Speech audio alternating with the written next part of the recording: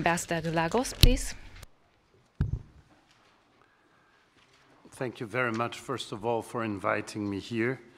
Very happy to see good old friends like Ambassador Nishimura. We've already worked a lot together, and it's a great pleasure to be here, and I thank the organizers for this invitation. This issue is very important, but we have to start by defining what is a sustainable development. Now, what we are looking forward for Rio+20. We want to strengthen this concept, this paradigm that is sustainable development, which is a development that balances the economic, the environmental, and the social dimensions. This is absolutely key for developing countries because in developed countries, sometimes the economic dimension is a bit forgotten because developed countries have financial resources much more than developing countries. And for developing countries, the key point for having a sustainable development is the economic pillar. Because if it doesn't make economic sense, it cannot be done. Because only with the environmental and the social, theoretically, it's very nice, but if it doesn't make economic sense, it doesn't happen. So I believe it was mentioned in the session before that this is an issue basically of economics. And I think this is very true. We have to make the economics contribute to low carbon, contribute to climate resilience, and contribute to this wider concept of sustainability. In Brazil, so I'm going to start answering your question on what the country has been doing. In Brazil, we have, at the same time, a mixture of policies that are good from the point of view of low carbon and that are possible thanks to special conditions of the country.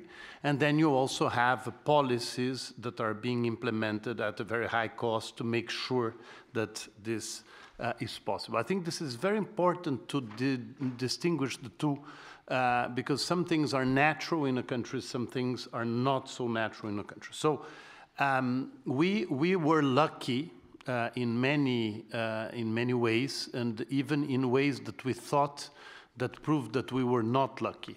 For instance, we always were worried in Brazil because we couldn't find oil. So we thought it was a disaster not to have oil.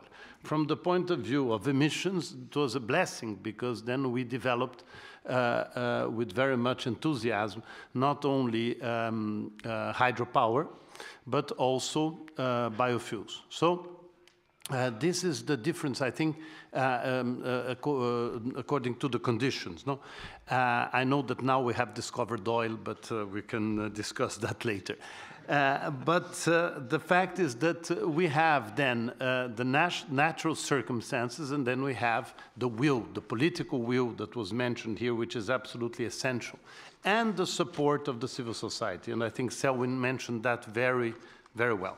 And I believe that I have a rather positive message regarding all these negotiations of climate change, is that it's thanks to the negotiations of climate change that we have raised the international interest for the issue. We have raised the number of scientific studies on the issue. We have raised the pressure of our civil societies to do more. So this process is already amazingly successful when we take into consideration what the world knew about climate change in '92 and what the world knows now. When we signed the convention in '92, the best magazine in the world, which is probably certainly The Economist, in its editorial in 1992 said, "Why a climate change convention so soon? We don't have proofs about that. They should have dealt with other issues." That was just 20 years ago, the best magazine in the world. So I am extremely positive about the result of those 18 years of negotiation, and I think that after Durban, I am even more optimistic about that. So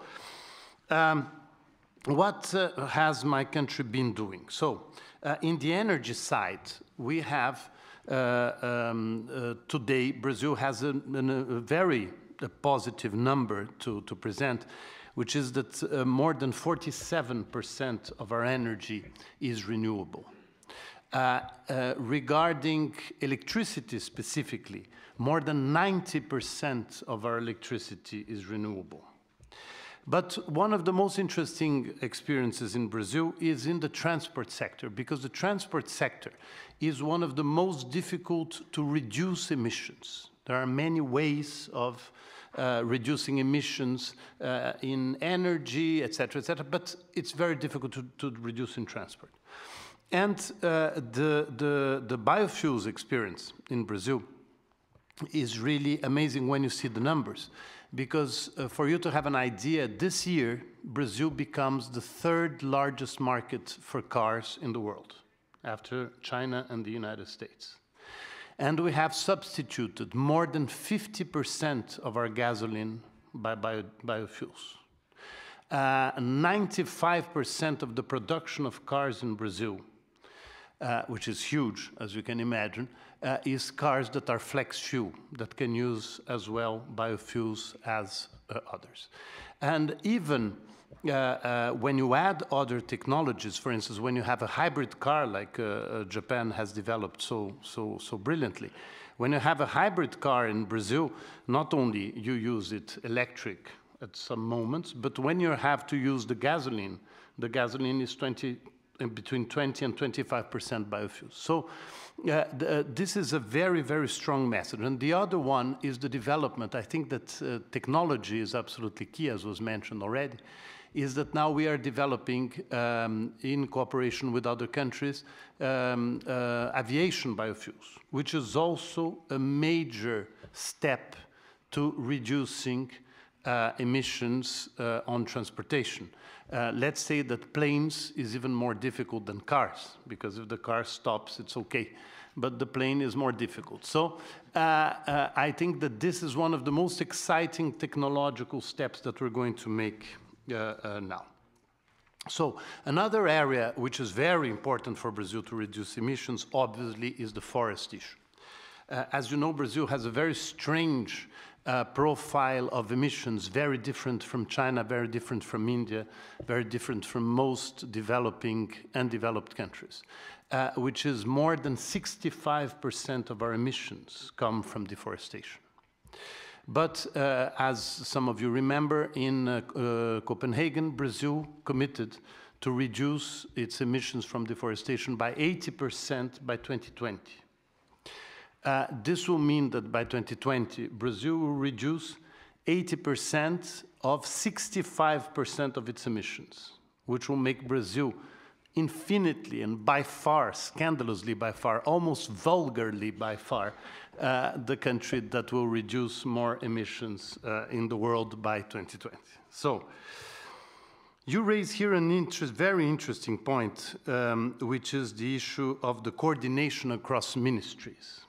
I think this is absolutely key. Selwyn knows that. I think anybody here knows that, in fact, more than a fight between countries in the negotiations of climate change, you have a fight between sectors of the economy.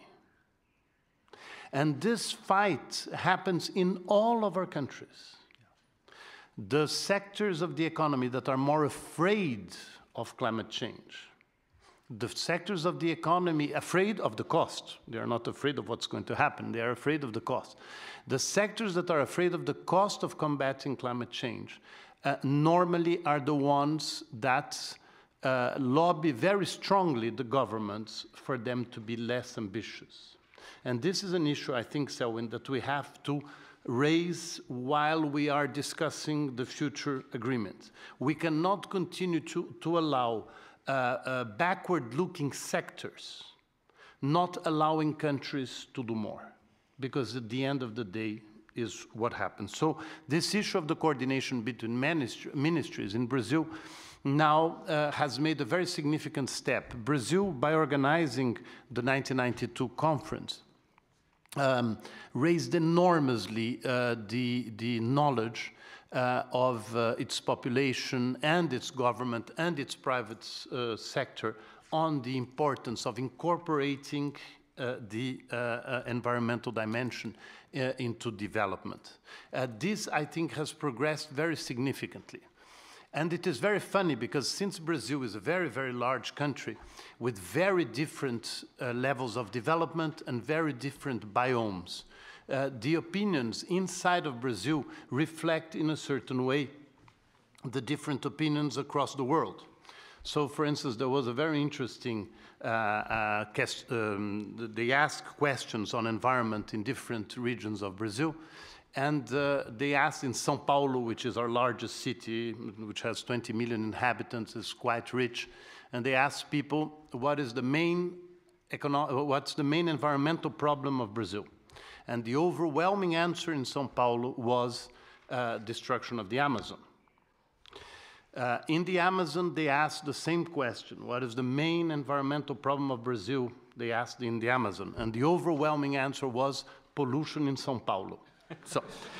So the tendency, the natural tendency internationally and nationally is always to look at what the others have to do, never what you have to do. I think it's very important to remember that psychological dimension.